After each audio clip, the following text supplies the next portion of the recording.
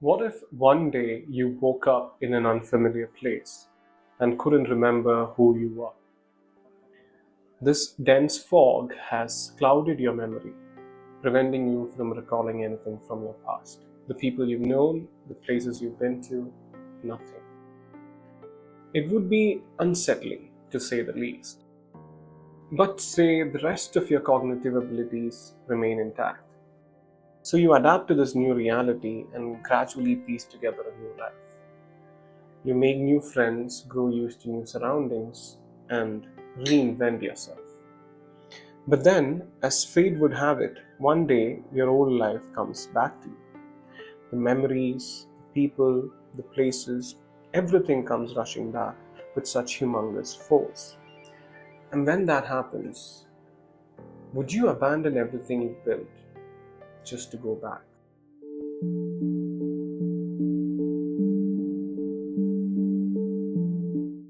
Padmarajan's Innale opens with one of the most arresting sequences in Malayalam cinema. A bus carrying a pilgrimage group through the hilly village of Tamburankunnu veers off course and crashes into a river. Policemen, emergency responders, and locals scramble to rescue survivors in the pouring rain, even as the wreckage drifts downstream. The next morning, two villagers, an old man and a young boy, stumble upon an unconscious woman by the riverbank. As the boy cries out for help, the old man silences him. He then proceeds to steal the woman's jewelry, the last remaining traces of her past. The woman, played by Shobana, is taken to a nearby hospital run by Dr. Sandhya and her son Sharat, played by Srividya and Jaira, respectively. When she regains her consciousness, we learn that she has no memory of who she is. എനിക്കെന്റെ പേര് ഓർക്കാൻ പറ്റുന്നില്ല. ഇത്ര നേരം ഞാൻ അത് തന്നെ try ചെയ്യായിരുന്നു. എനിക്കെന്റെ പേരെന്താണെന്ന് അറിയില്ല. As she recovers under Dr. Sandhya's care, Padmarajan gives us a glimpse into her fractured psyche. In a haunting nightmare, she descends into a dark, foggy basement. Shadows twist around her, doors slam shut, and eerie passages lead nowhere. It's as if she's trapped in a surreal, terrifying rabbit hole. Later, we find out that she's suffering from hysterical or dissociative amnesia, a condition that prevents her from recalling crucial personal information. In the meantime, several people arrive, having heard news of the found girl, but all attempts to identify her prove futile. With her true identity remaining a mystery, she takes on a new name at Sharat's suggestion. The name is Maya, meaning illusion. മായ ഇഷ്ടപ്പെട്ടില്ലെങ്കിൽ പറയണം മാറ്റാം. ഇഷ്ടപ്പെട്ടു. And given her strange circumstances, Maya finds this new name rather fitting. Now, this brush with the idea of illusion is not a one off instance in the film. In fact, it's at the very core of what Padmarajan sets out to achieve through Innale.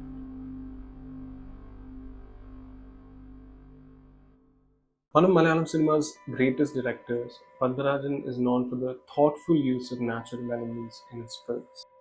If in Thuvanathumbingal, it's the rain that he uses to great dramatic effect, in Innale, it's the fog and the mist in the landscape that gets weaved into the story. Throughout the first act, Padmarajan craftily uses fog as a visual metaphor to depict Maya's alienation. The misty hills that surround Maya mirror the brain fog that occludes her mind. In a recurring dream, Maya wades her way through the fog, running into Sandhya and Sharat, the mother-son duo who handhold her into a new life. The misty landscape also lend a dreamlike quality to the film, blurring the lines between the real and the imaginary. However, as Maya settles into her new life, this fog begins to lift. In the second act, told mostly from Sharat's perspective, the frames become warmer and clearer. As Sharat and Maya spend more time together, their mutual attraction deepens to love.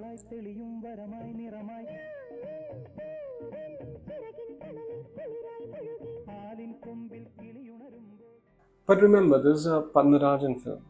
It surely can't be all rainbows and butterflies.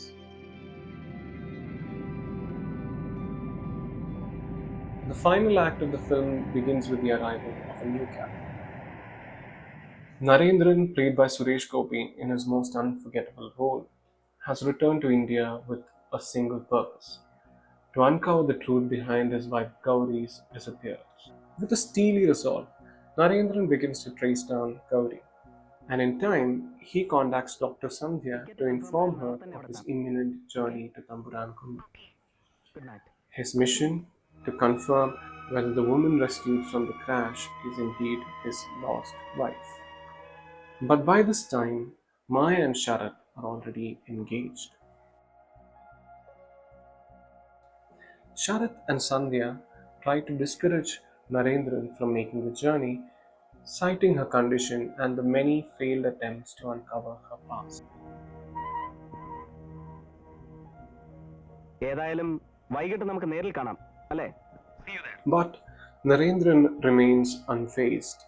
He has this unshakable faith that his wife would recognize him no matter what. നിങ്ങൾക്ക് വേറെ proof ഒന്നും വേണ്ടി വരില്ല mister Sarath. ഈ കുട്ടി എന്റെ ഭാര്യയാണെങ്കിൽ അവൾ എന്നെ കണ്ടാൽ തിരിച്ചറിയും. എന്ത് അമ്നീഷയാണെന്ന് പറഞ്ഞാലും I am sure. When Narendran finally reaches Maya's home, it's another foggy evening.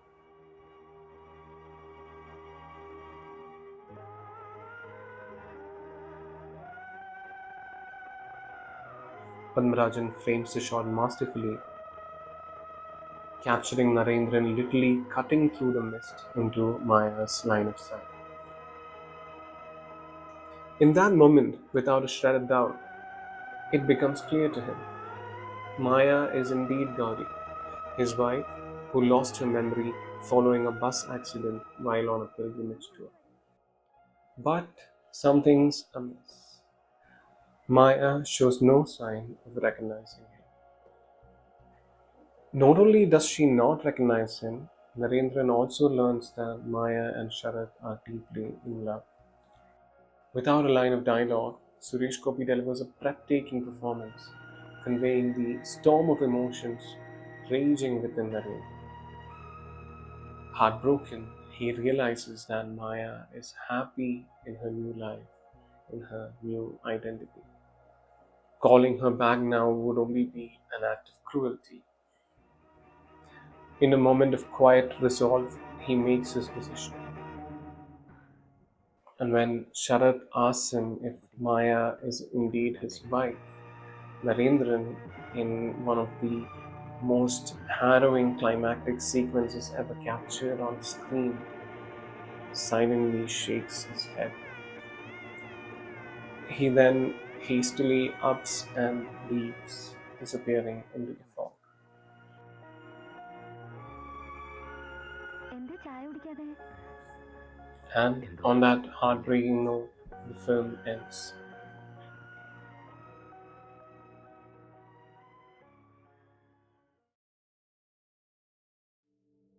Oh wait, was that all?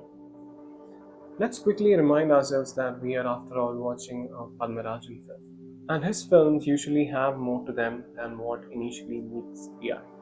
On a closer look, one can find deeper layers of meaning waiting to be uncovered. So let's rewind a bit.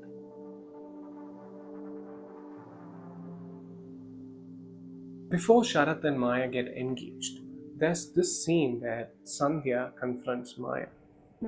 Worried for her son, she asks Maya, "What if someone comes looking for you? Someone from your past?"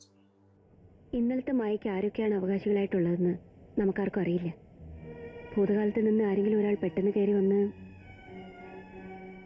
അങ്ങനെ ഒരാൾ വന്നാൽ, പാസ്റ്റിന്റെ ആ കടന്നാക്രമണത്തിൽ മായയ്ക്ക് പിടിച്ചു നിൽക്കാൻ പറ്റാതെ വന്നാൽ, would you be able to handle such a situation? The overwhelming force of your past coming back to you. And this is how Maya responds. ഇല്ലമ്മേ, അങ്ങനെയൊന്നും ഉണ്ടാവില്ല. എന്നെ തേടി ആരും വരില്ല. ആരും വരരുതെന്ന് ഇപ്പൊ എന്റെ പ്രാർത്ഥന. വന്നാൽ എനിക്ക് പിടിച്ചു നിൽക്കാൻ പറ്റും. Even if someone were to turn up like that, I will handle it. ഞാൻ പോവില്ല. ഇതായിരുന്നു മോളെ എനിക്ക് അറിയേണ്ടത്. എനിക്കിതേ അറിയാനുണ്ടായിരുന്നുള്ളൂ.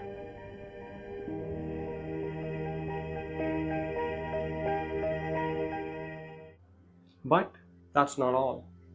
A few hours before Narendran's arrival, Sharath meets Maya on her way to work. Casually, he mentions that a friend of his will be visiting them that evening. വൈകുന്നേരം ഞാൻ അങ്ങോട്ട് വരാം. എൻ്റെ ഒരു ഫ്രണ്ടും ഒപ്പം ഉണ്ടാവും. അയാൾക്ക് മായ ഒന്ന് കാണണമെന്ന്. എന്നെയോ? ബോംബെന്ന് വരിക. മിസ്റ്റർ നരേന്ദ്രൻ. അയാള് അമേരിക്കയിൽ വർക്ക് ചെയ്യുന്നത്. അവിടെ ഒരു സയന്റിസ്റ്റാ. A certain Mr. Narendran, a scientist from the United States. വൈകുന്നേരം ഞങ്ങൾ രണ്ടാളും കൂടി അങ്ങോട്ട് വരാം. While Maya's expression remains unrevealing, this much is clear. She knew about Narendran's visit well in advance. This means if she wanted to keep her word to Sandhya, she had ample time to prepare for it, that overwhelming confrontation with her past.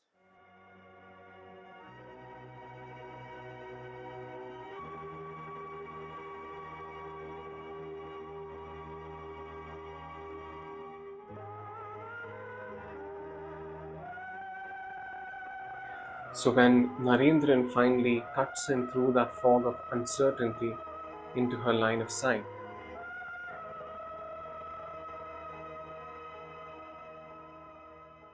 at least for the sake of argument, the question begs to be asked. What if Maya did recognize Narendran? Or to put it better, what if she chose not?